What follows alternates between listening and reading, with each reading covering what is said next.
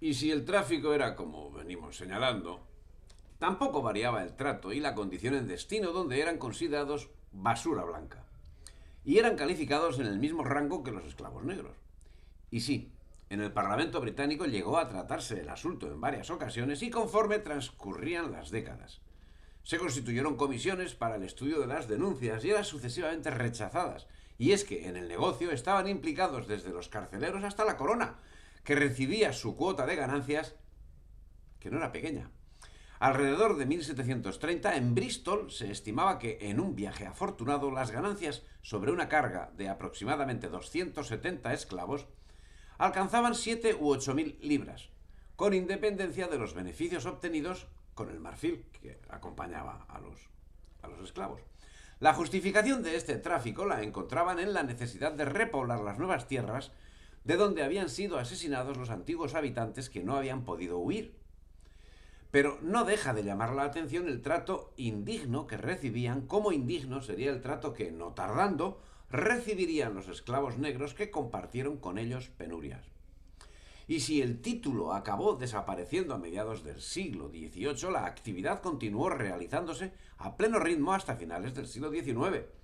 Con una diferencia: en este último periodo, a pesar de seguir las mismas condiciones, no eran titulados siervos, sino criminales, siendo que el tráfico de los mismos resultaba mucho más lesivo, dado el nuevo destino que no era otro, que no era al otro lado del Atlántico, sino en las antípodas, donde tenían prohibida la arribada a toda persona que no fuese de raza blanca. Práctica la de prohibición que siguió aplicándose hasta bien entrado el siglo XX. Venimos insistiendo en el maltrato infligido, y parece necesario remarcarlos como hecho diferencial en la aplicación del trabajo del esclavo, del trabajo y de todo tipo de relación. En Virginia, en la década de 1660 a 1670, un amo fue acusado de violar a dos criadas, blancas, porque si no, no hubiesen sido tituladas criadas. También se sabía que azotaba a su propia mujer y a sus hijos. Había dado latigazos a otro criado, lógicamente también blanco, y lo había encadenado hasta que murió. El tribunal regañó al amo, pero fue absuelto de los cargos de violación a pesar de lo evidente de las pruebas.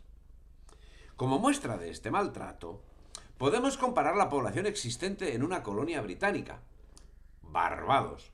En esa isla, y según señala Eric Williams, en 1645 había 18.300 varones blancos, la mayoría esclavos.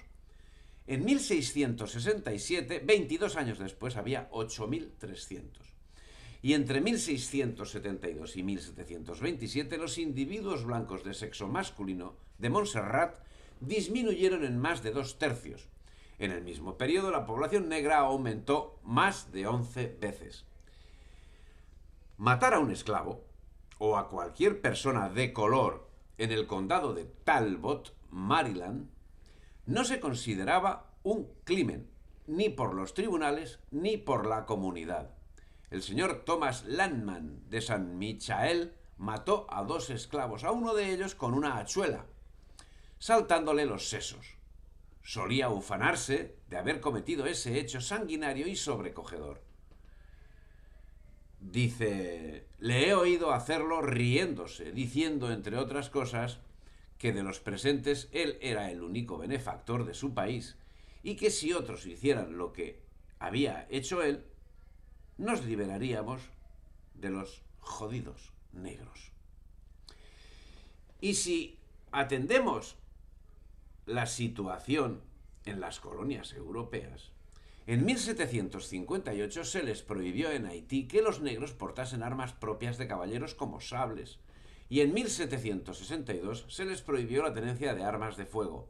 Y este asunto, que pudiera ser entendido como de orden público, y entonces estaría pues bien aplicado, resulta que no era tal. Así profundizamos en la segregación. Así, profundizando en la segregación, en 1768 se prohibieron los casamientos mixtos, y 3 años después se les prohibió ejercer profesiones determinadas como la orfebrería, la medicina, el derecho, y se les obligaba a vestir de una manera particular, así como se les señalaba un lugar concreto cuando podían asistir a algún acto público, si es que podían. En 1830, en las Indias Occidentales holandesas, el gobernador de Surinam ordenó en una pragmática que ningún negro fumara, cantara o silbara en las calles de Paramaribo. Que al acercarse un blanco a 5 varas, todo negro se descubriera, que no se permitiera a ninguna negra llevar ropa alguna por encima de la cintura, que era menester que llevasen los pechos al aire y solo se les toleraba una enagua de la cintura a la rodilla. El capitán Alexander, que publicaba en 1833 sus impresiones tras un largo viaje por América, describe en términos patéticos la pena de azotes con látigo que podían sufrir los esclavos negros en la América holandesa, en tanto que un inspector holandés lo contemplaba todo fumando su pipa con tranquilidad.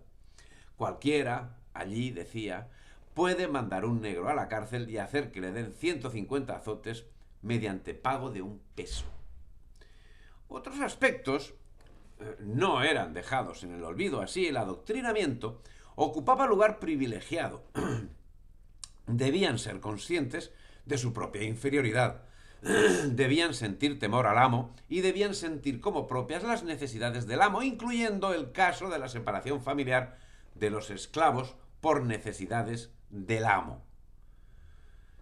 Como comparación podemos tomar el caso de las Floridas, que tras cambios de manos en 1784 volvía a ser España, y con el cambio la esperanza de libertad para los esclavos.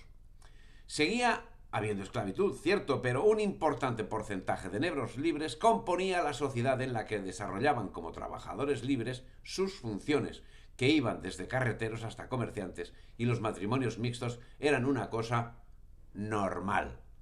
Todo cambió en 1821 con el Tratado Adams-Onís, por el cual la Florida se convirtió en un territorio estadounidense, lo que ocasionó el exilio de un importante número de población negra que prefería dejar un lugar donde la esclavitud había sido abolida por una tierra donde aún estaba vigente la esclavitud.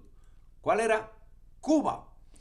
Si te ha gustado el vídeo, dale me gusta, difunde y suscríbete al canal.